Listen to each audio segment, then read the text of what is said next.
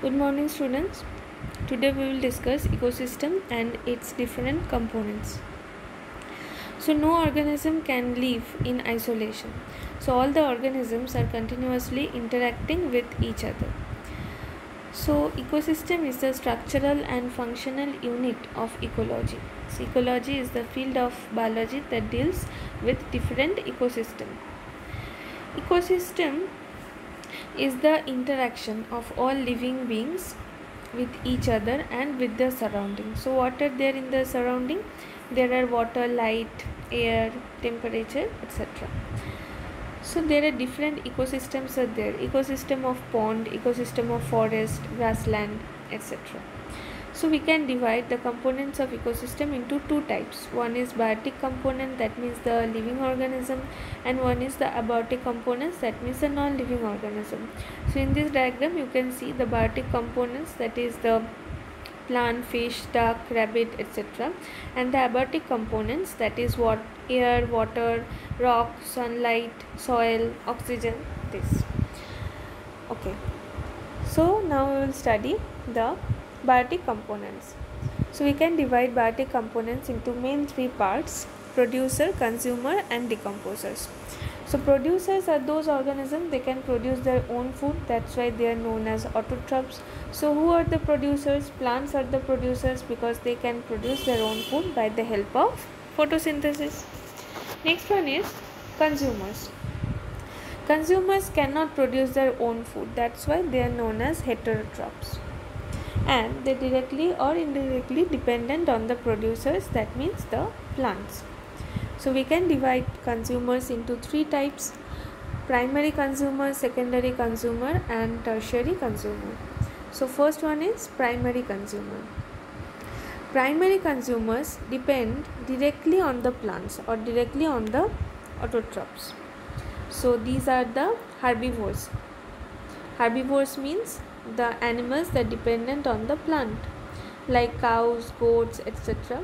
So they take the chemical energy and food from autotrophs. Next one is secondary consumers. So these organisms indirectly dependent on autotrophs or plants for their food and energy, and they directly dependent on the herbivores. Okay, so what are the examples of the secondary consumers? They are lion, tiger, wolves, etc. Next is tertiary consumer. So they indirectly dependent on the plant for their food, and they feed on the flesh of the carnivores. Okay, so the chemical energy of the food passes into this tertiary consumer through primary and secondary consumer, either through primary consumer or through secondary consumer, as because they feed on the flesh of the carnivores or herbivores. So hawk is the or the eagle is the example of tertiary consumer. So it dependent on the secondary consumer. It can be a frog or it can dependent on the primary consumer, like grasshopper. Next is omnivores animal and scavengers. So omnivores are those animals who are dependent on both animals and plants, like human beings, and scavengers are those carnivorous animals that feed on the remain of the dead animals, like vulture and the hyenas. These are the scavengers. Next is decomposers and detritivores. So decomposers are all the microorganisms like bacteria, fungi. They generally break down the dead and decaying organic matter, and they are called the decomposers.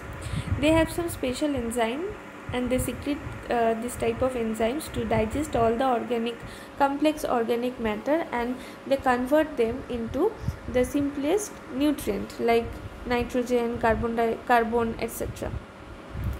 And the product of the digestion are absorbed by the microorganisms, means absorbed by bacteria and fungi, and while the nutrients are recycled into the environment. So the decomposers help to keep the environment clean. Another organisms are there, that is detritivores. They are very small animals living either in soil or in aquatic bodies. They contribute to the nutrient cycle by breaking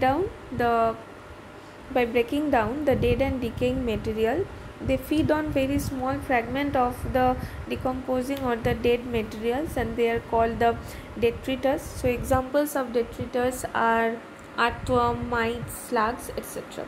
So as you can see, this is the biotic interaction in an ecosystem.